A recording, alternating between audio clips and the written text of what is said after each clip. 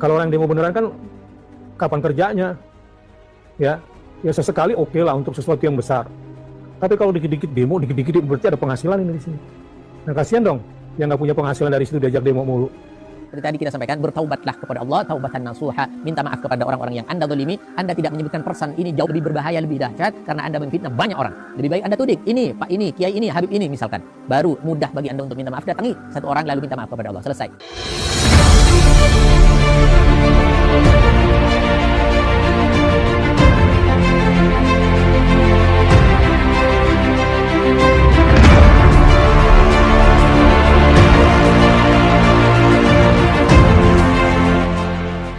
Assalamualaikum warahmatullahi wabarakatuh. Kembali berjumpa dengan saya di channel Khamsah Gantarang, sahabat sebangsa dan setanah air di mana saja Anda berada.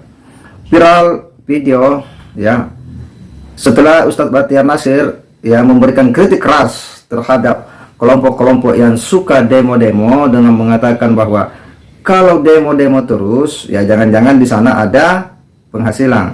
Ya, karena bagaimana bisa orang demo-demo terus. Dan ini juga pernah dilontarkan oleh Gus Fuad sebelumnya yang juga mengkritik keras terhadap kelompok-kelompok ya yang suka melakukan aksi-aksi.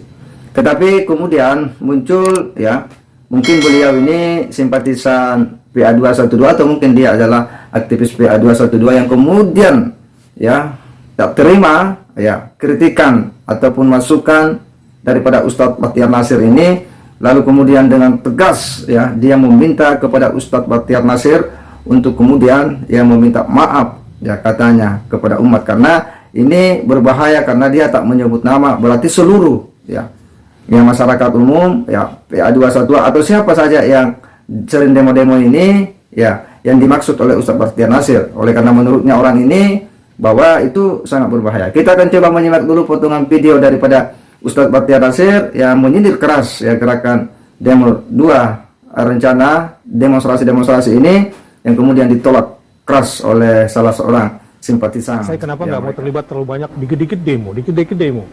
Saya melihat kalau orang maunya demo terus berarti udah punya penghasilan di situ, ya nggak? Kalau orang sudah sering mengerjakan sesuatu dan lama hanya di situ mainnya berarti punya penghasilan dia di situ. Kalau orang demo beneran kan kapan kerjanya? Ya sesekali oke lah untuk sesuatu yang besar. Tapi kalau dikit-dikit demo, dikit-dikit berarti ada penghasilan ini di sini. Nah kasihan dong yang nggak punya penghasilan dari situ diajak demo mulu. Dan harus kebenaran yang kita angkat. Dan ke depan kita harus berpikir cerdas. Maka saya bilang ini bukan 2016 bro. Ya, di WA ngamuk-ngamuknya masih cara 2016. Ya gampang lah kita dipengaruhi prosesnya. Jangan gampang terburu-buru nih, terutama emak-emak militan yang gampang kesundut, yang sumbu pendek, baru dipancing pakai WA dikit langsung meledak gitu ya. WA lalu bikin kelompok, ayo ke sana, ayo ke sini, sabar. Sabar, nanti jadi korban nanti. Karena saya paham betul di lingkungan ini mana yang ular, mana yang belut, mana yang monyet, mana yang orang-orang sawah. Ya.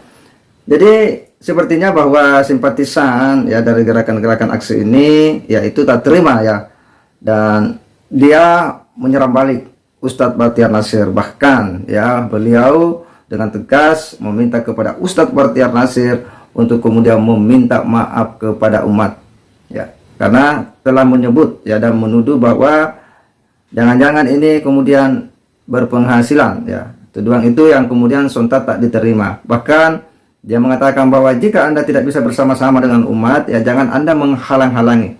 Karena menurutnya bahwa tidak ada orang yang kemudian dibayar. Bahwa semua ini dilakukan murni ya karena kemauan ya yang masing-masing individu-individu untuk melakukan aksi ya. Dan itu tidak ada bayaran. Bertaubatlah kepada Allah, taubatan nasuha, minta maaf kepada orang-orang yang Anda zalimi. Anda tidak menyebutkan person, ini jauh lebih berbahaya, lebih dahsyat, karena Anda memfitnah banyak orang. Lebih baik Anda tuding, ini, Pak ini, Kiai ini, Habib ini misalkan. Baru mudah bagi Anda untuk minta maaf, datangi satu orang lalu minta maaf kepada Allah. Selesai. Baik, saya lanjutkan. Ada pesan-pesan penting dari saya untuk Ustadz Bahtiar Nasir. Yang pertama adalah tubu ilallah, bertaubat kepada Allah. Jadi yang kedua adalah bagaimana ancaman orang yang menjadi rintangan untuk bersatunya umat Islam, walahum adzabun alim. Anda segera tarik ucapan Anda, segera minta maaf kepada umat Islam. Kenapa? Efeknya, dampaknya untuk Anda. Anda menghindar dari tekanan, Anda menghindar dari sandraan, tapi Anda masuk ke dalam jurang sandraan yang jauh lebih dahsyat di mata manusia, di mata umat. Kenapa Nasir? Tarik kepada publik, tarik, ambil gadget Anda, ambil video Anda, lalu Anda tarik, mohon maaf saya khilaf. Dan itu sebenarnya saya dapat tekanan begini. Misalkan begitu contohnya. Saya ngasih contoh aja gitu loh. Ya dilakukan iya, tidak dilakukan ya terserah seperti itu. Cuman saya kasihan. Maka apa? Maka dampaknya khawatir sebelum umat mengklaim Anda sebagai seorang yang berprasangka buruk, khususnya Ustadz Bakhtiar Nasir, sadar kembali dan bertobat kepada Allah. Assalamualaikum warahmatullahi wabarakatuh. Ya, mereka menolak keras apa yang dinarasikan oleh Ustadz Bakhtiar Nasir. Tetapi tentu logika umum kita bertanya-tanya, kok bagaimana bisa ya orang terus berdemo, kemudian itu tak ada biaya? Tidak mungkin. Paling tidak ya minimal air aqua ya atau air gelas pasti kita butuh biaya. Dan dengan gelombang besar seperti itu, bagaimana dengan para jamaah yang rela meninggalkan aktivitasnya? Ya, atau jangan-jangan memang mereka ini tidak punya aktivitas ya, sehingga dengan mudah dikumpul ya untuk kemudian mereka digerakkan untuk demonstrasi. Sehingga wajar jika kemudian Ustadz Bakhtiar Nasir memberikan sebuah ya telah seperti itu, karena logika umum kita akan mengatakan bahwa berdemonstrasi itu butuh biaya ya. Apalagi ini dilakukan bukan hanya satu kali, ini berkali-kali dan hampir setiap saat. Dan ingat, mengumpulkan orang itu tidak gampang. Semua orang tahu ya, kumpulkan saja orang puluhan itu butuh biaya. Apakah kemudian mereka mau membiayai pribadi masing-masing? Itu tanda tanya besar bahwa itu nonsen. Sehingga kemudian kecurigaan publik itu adalah hal yang wajar.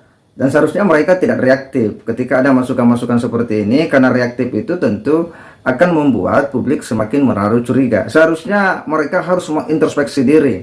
Ya, ketika ada masukan-masukan seperti ini, malah jangan ditanggapi negatif ya, dengan membuat narasi-narasi ulang ya, yang seolah-olah bahwa orang yang mengkritik ya, itu dianggap lagi mungkin sudah dekat dengan kekuasaan. Nah, inilah kesalahan berpikir, karena jika selalu merasa paling benar ya, jika selalu merasa bahwa apa yang dilakukan itu adalah sebuah kebenaran, dan ketika diingatkan apalagi dikritik, mereka tidak mau menerima dan bahkan menyerang balik.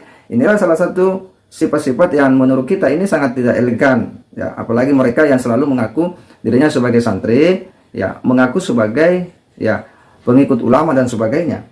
Sehingga ya apa yang dikritik oleh Ustadz Bakhtiar Nasir menurut kita adalah hal yang sangat wajar, dan ini adalah sebuah peringatan keras. Saya kira salut dengan apa yang disampaikan oleh Ustadz Bakhtiar Nasir ini, karena memiliki sikap tegas yang berani mengatakan ya, mengkritik kelompok-kelompok yang memang selalu melakukan gerakan-gerakan ya, demo berjilid-jilid. Orang pasti akan bertanya, dan itu adalah hal yang wajar. Semoga kemudian kita, publik Indonesia, selalu arif dan bijak, cerdas melihat persoalan ini. Jangan mudah dan gampang tergiring oleh isu-isu yang akan selalu memobilisasi rakyat berdemo untuk kemudian ya melawan kekuasaan, melawan pemimpin yang sah, karena itu bukanlah ya tindakan-tindakan warga negara yang baik dalam kehidupan berbangsa dan bernegara. Kritik itu iya, tetapi kemudian jika ya sudah mengarah kepada tindakan untuk melawan kekuasaan, apalagi hendak melengsarkan pemerintahan di tengah jalan, saya kira itu adalah tindakan pembangkangan yang bisa saja negara mengambil sikap tegas untuk itu.